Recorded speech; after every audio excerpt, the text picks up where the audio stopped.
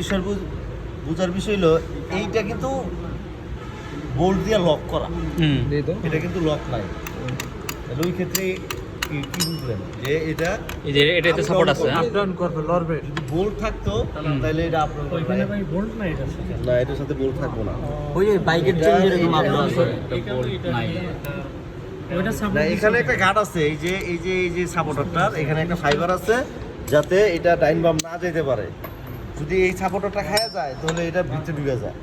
এটা খুব কম ক্ষয় হয়, এত দ্রুত ক্ষয় হয় না, এটা জাপানিরা মানে কি। আর এখানে কোনো অপশন নাই আর, ঠিক আছে।